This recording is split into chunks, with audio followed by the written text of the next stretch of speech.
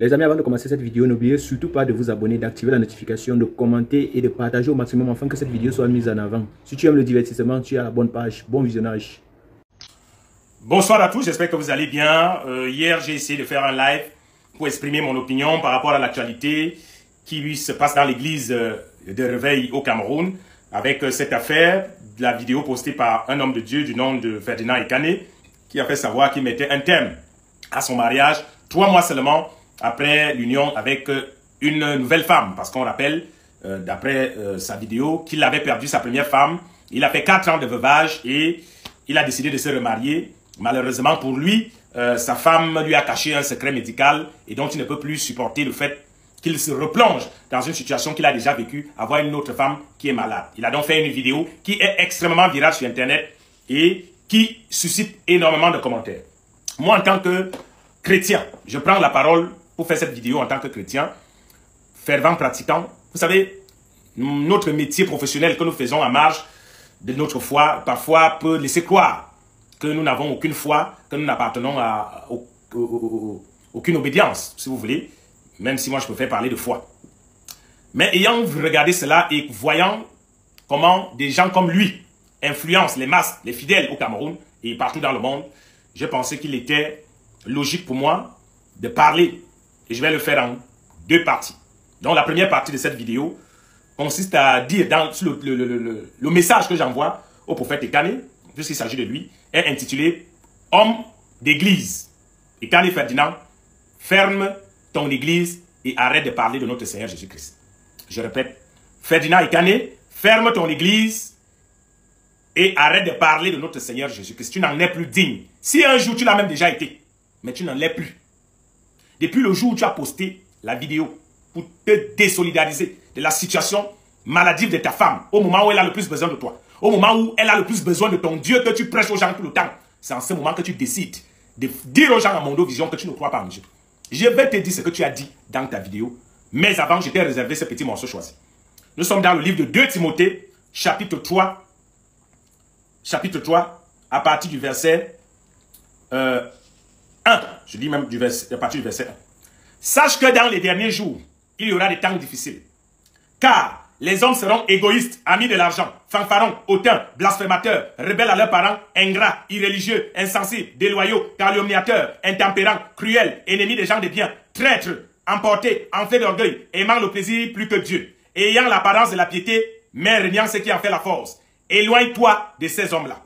Il y en a parmi eux qui s'introduisent dans les maisons et qui captivent des femmes d'un esprit faible et borné, chargés de péchés agités par les passions de toute espèce, apprenant toujours et ne parvenant jamais, et ne pouvant jamais arriver à la connaissance de la vérité. Je m'arrête là.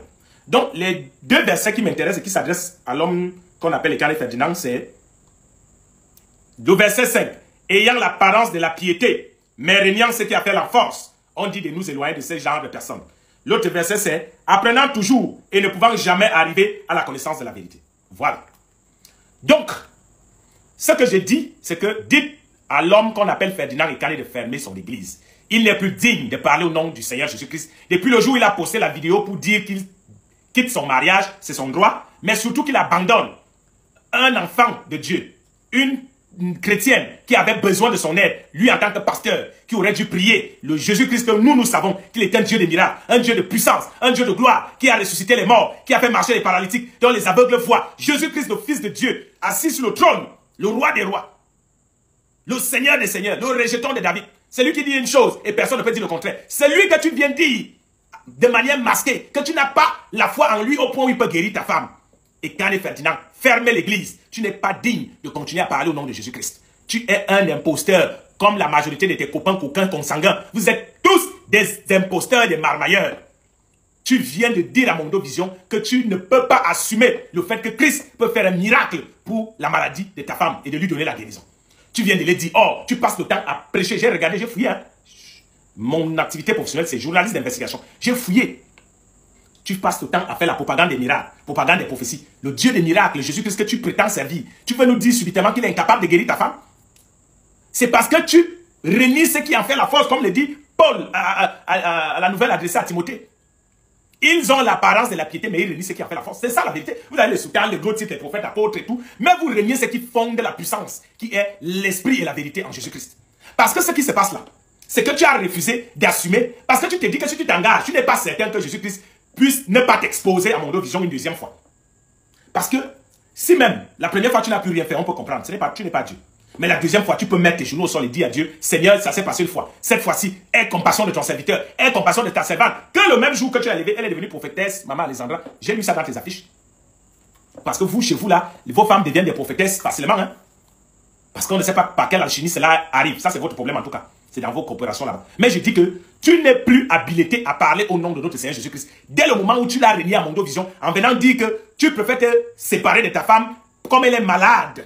Ça veut dire que ton Dieu ne peut pas la guérir. Parce que si elle n'était pas malade, tu serais avec elle. C'est clair, c'est ce que tu as dit dans ta vidéo. Ce que tu aurais dû faire, c'est d'entrer dans ta chambre haute, entrer dans le secret, aller dans la montagne, comme tu allais faire la comédie avec tes gens l'autre jour. Tu partais prier Dieu là-bas, invoquer le vrai, je dis le vrai Dieu, le Seigneur Jésus-Christ, le vrai. Pas vos Jésus-Christ que vous fabriquez, vous allez prendre au Bénin, au Maroc, pardon, le Maroc n'est pas dedans, je m'excuse, au Bénin, au Nigeria, ou partout que vous partez prendre là-bas. Pas ça. Si c'était Jésus-Christ notre Seigneur, le vrai, pas des choses que vous achetez l'onction à gauche à droite pour avoir les foules et plaire aux hommes. Si c'est réellement le Christ là que tu servais, il ferait le miracle pour ta femme. Ça, c'est la première partie. Je vous rejoins dans la deuxième partie. Voilà, bienvenue à cette deuxième partie de cette vidéo intitulée « Ekane Ferdinand, ferme ton église, tu n'es plus digne de parler au nom de notre Seigneur Jésus-Christ ». Je rappelle rapidement le contexte. L'homme dont je parle se fait passer pour un prophète qui prêche Jésus-Christ notre Seigneur et qui a annoncé il y a quelques jours sur Facebook. Je rappelle que quand tu décides d'aller parler sur Facebook, ça veut dire que tu souhaites que tout le monde puisse donner son avis. Parce que sinon, tu aurais désactivé les commentaires. Si tu laisses les commentaires, ça veut dire que tu veux que chacun donne son avis. Mais moi, je ne me considère pas comme n'importe qui. Je suis un journaliste d'opinion. Et donc, je donne mon opinion, surtout que je me sens concerné en tant que chrétien, fervent, pratiquant. Et donc, à partir du moment où tu as posté la vidéo pour nous raconter une histoire, déjà, si je me mets dans la peau de journaliste, cette histoire-là n'aurait jamais dû faire l'objet de propagation parce qu'elle n'est pas équilibrée en termes d'information. Dans le métier, on dit qu'il faut équilibrer l'information, écouter les deux parties. Donc, il n'y a qu'une seule partie où tu finis de saquer la fille d'autrui, tu rappelles comment elle est mauvaise, comment sa belle-mère est sorcière, enfin, tout ce que tu as pu dire, hein, bon, ça, c'est pas mon problème en réalité. Parce que je pense qu'on en a tous des cas qu'on a dans nos familles, même si nous, on n'en parle pas sur les réseaux. Donc, ce volet-là, vraiment, c'est ton petit macabo là-bas. Ce que je vais dire, c'est que, moi, le côté qui m'intéresse, c'est le fait que tu dises que tu divorces. La raison de ton divorce. Si tu nous avais dit que tu n'aimes plus cette fille, c'est une raison valable pour le divorce. Si tu nous avais dit qu'elle t'a trompé, c'est une raison valable pour le divorce. Si tu nous avais dit que elle ne veut pas suivre ton Dieu, qu'elle ne veut pas croire en Christ, c'est une raison valable de ton divorce. Mais la raison pour laquelle tu divorces, c'est que tu as découvert qu'elle t'a caché qu'elle est malade. Et donc, la chose que tu aurais dû faire, même si après tu divorces, j'ai dit que c'est la raison pour laquelle tu divorces, c'est pour ça que je reste sur la raison. J'aurais même souhaité que tu pries pour elle, elle guérit et tu la quittes. Du moins, tu lui auras donné la guérison. Parce que cette fille, de manière désespérée, qui t'a caché la vérité sur sa maladie, elle peut certainement venir auprès de toi, voyant tous les miracles que tu prétends faire, voyant tout ce que tu prétends dire que le Jésus-Christ que toi tu sais. Je te rappelle que toi et moi ne savons pas le même Jésus-Christ. Jamais. Si toi et moi savaient le même Christ, tu ne serais pas allé sur Facebook dire que tu te désolidarises de ta femme parce qu'elle est malade. Tu aurais dit que nous allons convoquer le corps du Christ, convoquer l'église pour que nous implorions la grâce, la miséricorde divine pour que notre mère, comme vous l'appelez, une petite fille comme ça de 25 ans, on l'appelle Yamamatel, puisse recevoir la guérison. C'est ça que tu aurais dû faire. Si réellement tu avais eu la foi en Christ. Mais le problème, c'est que tu n'y crois pas. Comme j'ai dit à la première partie de la vidéo, ils ont l'apparence de la piété, mais régnant ce qui en fait la force. Ils n'ont pas la foi en Christ. Ils n'y ont jamais cru. Ce sont des gars qui sont venus à l'église parce qu'ils n'avaient plus nulle part où aller. Ce sont des gens que la vie a été difficile. Ils ont choisi le chemin de la facilité. Lire la Bible, aller acheter l'onction au Bénin, au Nigeria et autres, avoir les foules, s'enrichir. Parce que si tu croyais en Christ, tu saurais que Christ est capable de guérir ta femme. Tu ne serais venu. Tu ne serais même pas venu sur Facebook, puisque si tu l'as épousée, ça veut dire que tu voulais être avec elle. En plus, elle était vierge et tout ce que tu as raconté dans ta vidéo. C'est toi qui l'as dit. Ça veut dire que tu serais resté avec elle, tu aurais prié pour elle dans le secret, elle aurait retrouvé la guérison et votre vie de couple serait en ce moment sur les chapeaux de roue. Mais le problème, c'est que tu ne crois pas au Dieu que tu prétends enseigner aux gens tous les jours. Tu ne crois pas en Christ. Tu n'es pas certain que Christ peut faire le miracle là, parce que tu n'as jamais fait aucun miracle. En fait, tout ce que vous montrez aux gens là, ce sont des montages. Cette fois-ci, c'est parce que ça te concerne. Et là, tu sais que s'il n'y aura pas question de marmaille, parce que tu ne peux pas marmailler avec ta propre femme. Si ça cuit, tout le monde va dire, mais tu nous as dit que ça va, non? Parce que c'est facile de marmailler avec les gens des autres. Ou quand vous filmez, quand la personne est à l'église, c'est que c'est bon, elle est guérie. Quand la personne part chuter à l'hôpital ou dans sa maison, les caméras ne sont plus là, on ne sait pas ce que ces gens deviennent, comme ils ne sont pas connus. Or, là maintenant, il s'agit de ta femme. Donc, s'il lui arrive quelque chose, tout le monde saura. Mais comme tu ne veux pas courir des risques, en réalité, ça c'est quelqu'un qui n'a pas confiance à son Dieu. Hein? Quelqu'un qui dit qu'il préfère mettre un terme au mariage, ça veut dire renvoyer la fille chez elle avec la maladie. Tu aurais été sage en disant, j'ai décidé que comme elle m'a menti, je vais divorcer, mais avant, je demande au corps du Christ de prier pour elle, pour qu'elle retrouve la guérison. Non, en réalité, tu n'as pas la foi en Christ. Tu ne crois pas que Christ peut la guérir. Tu n'y as jamais cru. Vous êtes tous venus dans l'église de notre Seigneur Jésus-Christ pour vous enrichir. Vous êtes des marchands, vous êtes des commerçants. Parce que quelqu'un qui croit à la puissance de Dieu, à la puissance du Saint-Esprit, se serait mis à genoux ou entrer dans le lieu secret. Aller à la montagne comme tu allais l'autre jour faire le match avec tes fidèles, avec les caméras. Les gens vont dans le lieu secret. Lieu secret. Il y a les caméras dedans. Incroyable l'église d'aujourd'hui. Lieu secret. On dit qu'entre dans ton intimité. Il risque. Je suis même que vous avez les nudes et tout dans vos téléphones. Moi, je n'entre pas dans ces débats-là. Mais ce que je dis, et le débat de fond, il est clair. Cet homme doit fermer sa boutique. Ça, c'est une boutique. Et arrêter de parler au nom du Seigneur Jésus-Christ. Quand on est un homme qui a la foi, quand on croit en Christ, c'est quoi la maladie que ta femme a? Elle est quoi pour Jésus-Christ? C'est rien pour le Christ. Si on peut croire à tes vidéos que tu postes sur TikTok, Facebook, là, où tu guéris les gens, c'est quoi la maladie qu'elle a? Même si elle a le sida, même si elle a le cancer, même si elle a, je ne sais pas, qu'est-ce qui peut encore être incurable là, même si c'est une maladie incurable, Jésus-Christ est capable de la guérir. Et le gars va jusqu'à prendre des exemples dans sa vidéo pour dire que pasteur Tunassi Marcelo était fait comme ça avec sa femme, elle est partie se faire opérer, elle n'est pas revenue. Donc, voilà donc la qualité d'homme de Dieu que vous avez. Les gars ont peur. Les gars ont peur, ils ne veulent pas courir des risques. Ah, ça, je croyais que Jésus-Christ était le Dieu des impossibilités. Je croyais que c'était un Dieu des miracles. En fait, moi, mon Dieu est un Dieu des miracles. Jésus-Christ, comme moi, je crois en qui je crois. Donc, je suis un fervent pratiquant, servant dans le secret. Je crois qu'il est puissant. Je crois qu'il peut guérir toutes sortes de maladies.